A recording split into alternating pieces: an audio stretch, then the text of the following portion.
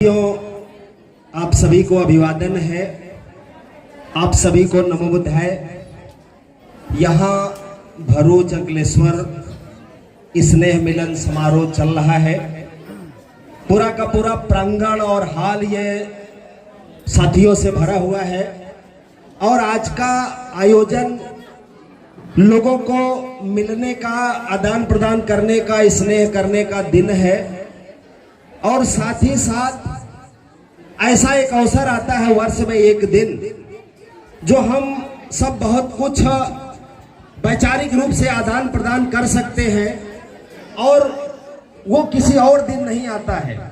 लेकिन अगर वह दिन भी हम वैचारिक आदान प्रदान को न करके किसी और काम में जाया कर दे तो शायद हम सबका एक मानवीय जो प्रवृत्ति है, इंसान होने का गुण है कि जिससे सीख करके जिन महापुरुषों से हम आप आए हैं उनके प्रति शायद हमारी आपकी कृतज्ञता नहीं होगी। सम्राट अशोक और चंद्रगुप्त की तस्वीर नीचे लगी हुई है, महामानव बुद्ध अशोक की तस्वीर साइड में लगी हुई है और उनका नाम, यशगान, प्रार्थना भी शायद नहीं हो पा रहा है, नारे कुछ और लग रहे हैं। तो साथियों, ये धरती, ये देश, ये समाज जिन महापुरुषों के समर्पण से हम सब यहाँ पर अगर हैं, हम सब ने अगर कुछ सीखा है, शिक्षा पाई है, थोड़ा अपने को शिक्षित और समझदार कह रहे हैं, तो जिन महापुरुषों का योगदान है उनका नाम कौन लेगा, कब लिया जाएगा, किस दिन लिया जाएगा, किस दिन उनका हम सम्मान करेंगे। और आज के दिन में भी शायद जिनका आराधना दिल से, हृदय से होना चाहिए वो भी शायद हम आप समर्पित नहीं कर पा रहे हैं। यहां बड़ी संख्या में महिलाएं बैठी है, पुरुष बैठे हुए, वैचारिक साथी। लेकिन साथियों, इस बात का विचार करें, लेकिन यहाँ का जो माहौल, जो सिस्टम लगा, अपने को लगा कि बहुत कुछ नहीं बोला जा सकता। यहाँ पर स्थितियां, सर वास्तविकता ये है, रियलिटी ये है कि जिन महापुरुषों ने इस देश में, अगर इस देश की विरासत चलती है, इस देश की मुद्रा चलती है, इस देश का संविधान चलता है, इस देश की करेंसी चलती है और इस देश का तिरंगा झंडा चलता है, तो सम्राट अशोक महान की वजह से चलता है।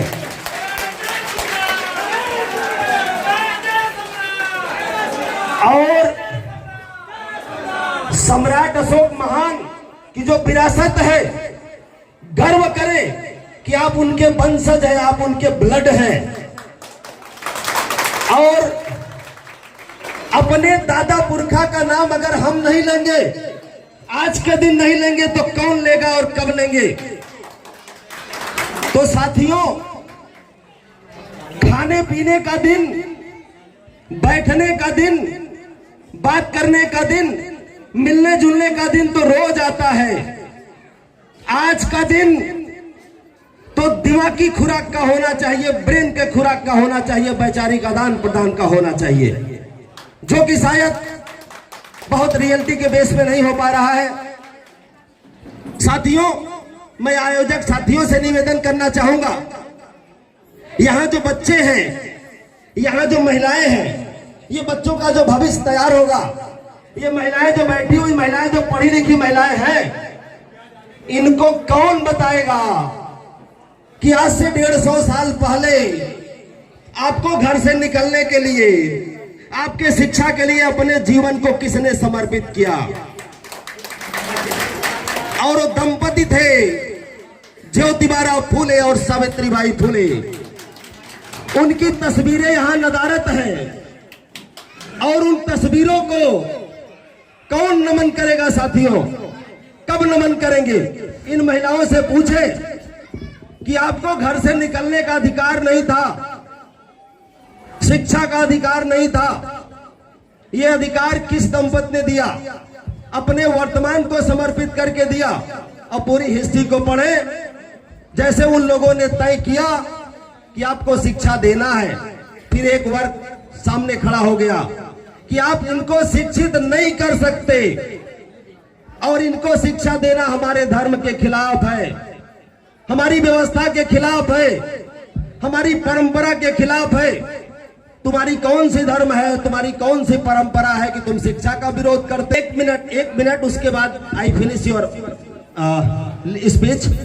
साथियों, मैं यहाँ जो बैठे हुए लोग हैं, निवेदन करना चाहता हूं, सभी के सभी शिक्षित हैं, सभी के सभी पढ़े लिखे लोग हैं, जो हाथ में ये रक्षा बांधे हुए हैं।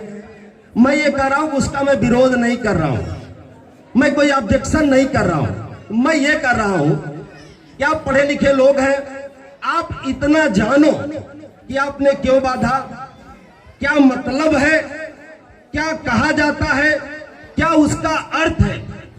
जो बांधता है, जो मंत्र पढ़ता है, उससे पूछो और जानो। और अगर नहीं जानते हो तो हम सब अंधविश्वासी कहलाते हैं।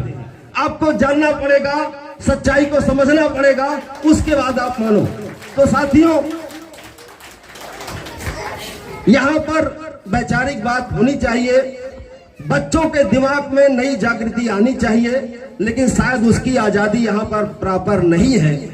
तो फिलहाल आप सभी को सभा में अपनी शुभकामना, मंगल कामना देते हुए अपनी बात को विराम देता हूं। नमो बुद्धाय, नमो बुद्धाय, नमो बुद्धाय।